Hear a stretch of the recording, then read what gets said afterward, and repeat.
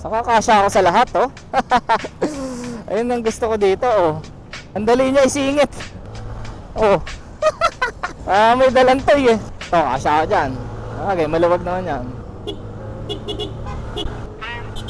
Okay, sarap dalhin. Ang liit.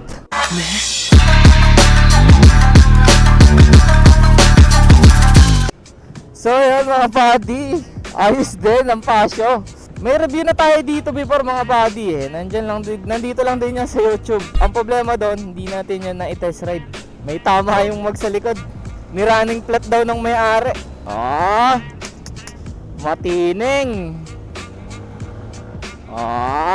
Hiyaw eh no. Palit busina na rin to. Ilang odo to? 11.5. So yung haklit nito mga buddy is iba na dun sa stock kasi naka CVT na to. Nakapanggelid na siya kaya iba yung kanyang haklit. Ayun no, sarap niya haklitin eh. Hey!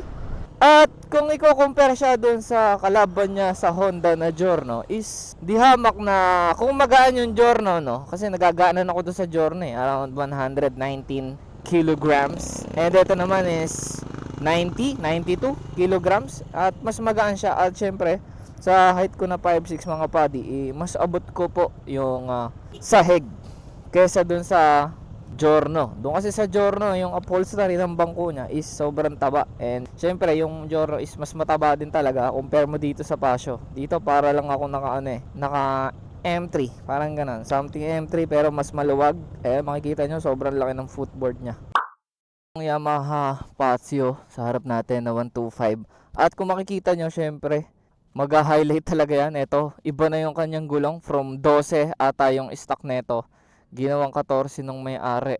And kung magtatanong kayo kung anong mags yan, pang anong motor, pang MIUI 125 po yung nakakabit dyan. And G rin yung brand neto. Nakamanipis siya na gulong, hindi pwedeng mataba dahil sasabit na siya doon sa kanyang airbox dito. Pagka gusto nyo na baguhin yung mags nyo from 12 to 14 is yan, pang MIUI 125 po yung pasok dyan. And same sa unahan, ganun din, nakamanipis na tires and 14 na mags. Ang napansin ko pang isa dito is naka-repaint na siya ng pearl white no. Hindi ganito yung stock nito. Kaya makikita nyo parang nagba-violet siya na puti siya pero sa mga ilang glances parang meron siyang pagka-violet. And yung suspension niya is telescopic na fork sa unahan na typical na nakakasa sa mga Mio. And sa likod ganun din. Ayan. Tapos ito kanyang airbox sobrang maliit lang and wala siyang kicker. And then ang napansin ko pa ditong isa is compare doon sa kalaban niya na Giorno, dun sa kakompetensya niya sa kabilang brand. Kasi itong Fazio is mas maniit siya no. Ayan kung makikita nyo. Kaya sobrang sulit sa traffic dahil kasya ka sa lahat. Para ka lang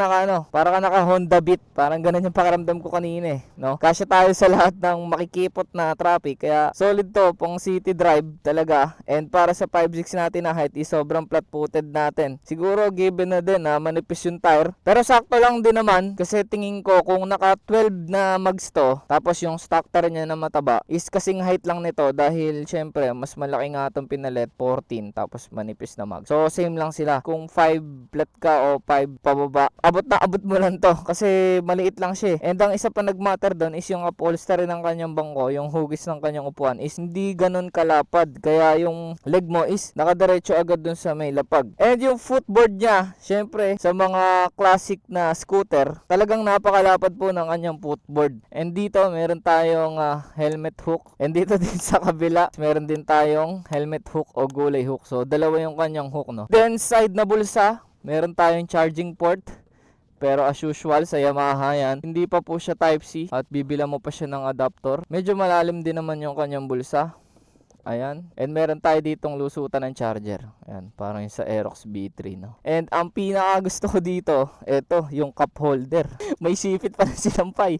Ayan, yung cup holder, di ba kadalasan sa mga classic scooter is Mahilig silang tumambay sa mga kapihan, no? So, pagkatapos na kayo magkape, tapos may natira kang kape, pwede mo yan dyan ilagay sa loob dito. Hindi ko lang sure kung kakasya yung mga grande na size, yung mga malalaki. Pero at least meron tayo dyang lagayan ng bote. And yung kanyang panel gauge, ayan, oval. At meron tayo ditong signal light, check engine, high beam, saka stop and start system. At ang odo nito ay 11.5 na. Meron tayong trip, meron tayong clock, battery, yun lang. Sobrang basic lang nung nasa panel gauge niya. Pero nandun naman yung mga information na kailangan ng isang rider. And then itong kanyang headlight, ayan, sa mga classic na scooter talaga is ang laki ng kanyang headlight na pa-oval din. LED na po ang kanyang ilaw, mga buddy. And signal light natin nandito. Tapos meron tayo ditong Yamaha logo. Ito kanyang stock grip is kulay itim na pang classic. Syempre yung thread na paganyan, paguhit is given na yan sa mga classic bikes o classic scooter. Then meron din tayo ditong handbrake. At wala siyang ABS, wala siyang traction control. Drum brake tayo sa likod. And then sa harap ay disc brake. Single pot na caliper. At ito yung isang napansin ko sa Fazio na hindi sila pares ng Giorno. Itong kanyang fender sa likod. Di ba sa Fazio, sa Giorno, nandito na sa pinakababa, to the point na yung plaka mo is parang nagiging part na ng tapalodo mo kasi nakalabas siyang ganyan. So dito sa Fazio is hindi. Para siyang parang putlong. Putlong na hati tapos andito yung plaka. So safe na safe siya. Pero syempre, yung sa Giorno is aesthetic wise is ganun talaga yung mga nasa classic na scooter. Dito kasi, ang tingin ko dito sa Fazio is hindi pa siya sobrang, though classic naman siya, pero hindi siya to the point na talagang classic kung titingnan. Magkaiba sila ng ganda, magkaiba sila ng atake. Nasa sa inyo na lang kung kanino kayo mas napupugian, dito sa Fazio o doon sa Giorno. So, napapansin ko dito sa Fazio, no, yung mga parts niya is talaga, parang paganyan, parang hugis otap. Kasi ito, tingnan mo yung kanyang heat guard, hugis otap din Tapos fender, hugis otap. Lights, hugis otap. And dyan, otap din. Headlight, pa-otap. Ito din, pa-otap. At syempre, engine natin, 125cc, single overhead cam. And 2 valves lang po ito at air-cooled. Ayun, yung pinaka-factor, no, na mag-decide sa buying point mo dun sa dalawa. Dun sa Giorno o dito sa Pasio. Dito sa Pasio, 2 valves lang po siya. Sa Giorno, meron tayong 4 valves. Tapos, Giorno is liquid-cooled. May radiator. Dito sa Pasio is air-cooled lang po tayo. And fan lang yun na dito sa Gedli niya. Pero syempre, magmamatter yung price dahil mas mura po ang Fazio kaysa dun sa Giorno. At ayun pala, may nakita pa akong meron sa Fazio na wala sa Giorno, itong hazard. Yung Giorno kasi wala siyang hazard itong Fazio may built-in hazard. Pogi lang din no? Conforme lang din talaga sa titingin. Sabi nga nila, wag mong ipagkukumpara ang isang bagay dahil kailanman ay hindi sila magiging parehas. Magkaiba sila ng kwento, magkaiba sila ng itsura, magkaiba sila ng atake. So, conforme na lang din talaga sa titingin. At yan, meron tayong hazard, idling stop, push start, high-low, signal lights, and busina. And yung kanyang side mirrors is hindi po siya bilugan. So, kung bibili kayo ng Fazio is mas maganda na gawin yung bilugan tong kanyang side mirror. Kasi ang nakalagay lang dito ay itong typical na nasa mga Yamaha motorcycles na 125. And grab bar niya, ito maliit lang, cute. At kanyang upuan, ito stock pa naman to. Pero yan, syempre, dala ng kalumaan. Natatanggal na yung mga stitches. Malambot ang kanyang upuan at masarap lang siyang upuan. Under seat, nandito po ang under seat natin. Ayan, malaki no. Not sure lang kung ilang liters to. Pero ito kanina, tinatry ko siya. Itong classic helmet natin. Yan, try natin. Kasya naman pala, pipilitin mo lang. Yan, kasya pala. Nagpakahirap pa kami kanina ni Papa Jade. Kasya, ang half-piece helmet. Tamang orientation lang. Ito. Pero full face, duda ko. Parang hindi ka kasya dito. So yan, at meron tayong Y-Connect dito, mga padi. Yan, tinanggal ko to. 5.1 liters na fuel capacity. At meron siyang average fuel consumption na 56 km per liter. Kung nagbabala kayo bumili ng Pasio, mga padi, ang alam ko, ang cash nito is 93,000. So compare dun sa Giorno na 101. Sa mga segunda mano naman ito, nag-search tayo sa internet, pumapalo na lang siya ng, ayan, meron tayong makukuha 75, 85, 78, 70. So 70 to 80,000 ang segunda mano po na Paseo. Conforme yan sa syempre sa condition ng unit. And ang isa pang special na nakita ko dito sa Paseo, yan, kung mapapansin nyo sa panel gauge niya, meron siyang nakalagay na assist. Base sa research ko, yung assist na yun is, basahin na lang natin, no? Kasi medyo komplikado siyang ipaliwanag. Ayan, no? What assist means? The SMG gives an extra boost of torque acceleration when you start. Basically, it helps the engine so the scooter accelerates more smoothly and responsibly. So, meron siyang ganang features na pag galing ka ng stop, pag nag-throttle ka, merong electric na tumutulong sa kanya para sa more torque at para sa smooth na alis ng motorsiklo. So, yun yung pagkakaintindi ko doon, no, mga buddy. Bomba balik. Doon mo mararamdaman na ang smooth niya talagang umalis, mga buddy. So, mas pinagaganda niya yung acceleration and torque ng motorsiklo. Yan, ano pa ba? Napakagaan itong motor na to. Kaya ang dami ko ding lady rider at mga hindi masyadong binayaan ng kalakihan at tatangkaran na height. Ito yung mga motorsiklo nila. Ngayon nagigets ko na dahil nga napakasarap niyan dalhin. Bukod sa magaan is abot mo pa yung lapag. Pakita ko sa inyo yung itsura natin dito. 5'6" yung height natin. At yan, ito yung itsura natin dito mga padi. Sa height natin na 5'6", talagang lapat na lapat yung ating talampakan sa lapag, ano? At kung tititigan yung maina mga padi, medyo malaki pa nga tayo dito sa motorsiklo. So kung 5 flat ka pababa o 5'2", 5'3", ganyan, saktong-sakto lang tong Paseo tingin ko. Yeah. Para ako naka-e-bike dito mga padi.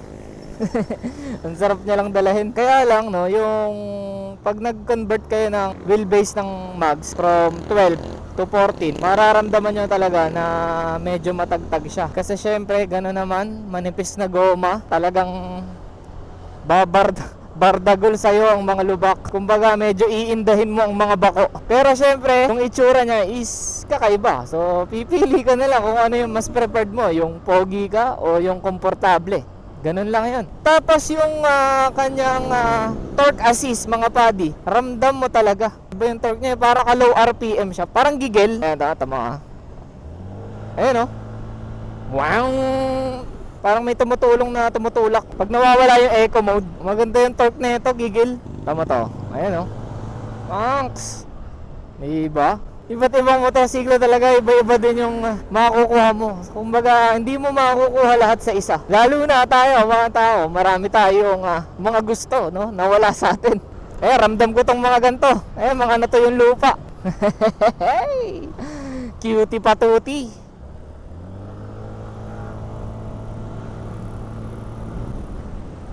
Ayos din. Kung long ride naman mga buddy is lahat naman ng motorsiklo is pwede mong i-long ride. Wala yan sa displacement, no? Nasa rider yan, nasa driver. Uy, nasibat sa gitna. Ayos Ang smooth niya, promise. Yung pag nag siya, low RPM na, yung bumitaw ka ng gas, tapos bibigyan mo ulit. Saka kasya ako sa lahat, oh. Ayun ang gusto ko dito, oh. Kasya yan sa... Ang dali niya isingit. Oh. May dalantoy siguro dahil ang motor natin sanay tayo doon sa NMAX kaya ganun, no? Ito, kasya ka dyan. Okay, maluwag naman yan.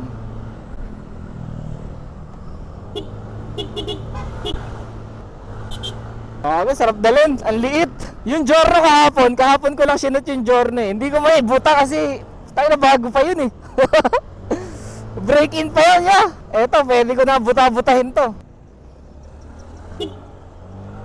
Ang sarap na ito, kasya ako sa lahat. Eto, kasya pa ako dyan, no?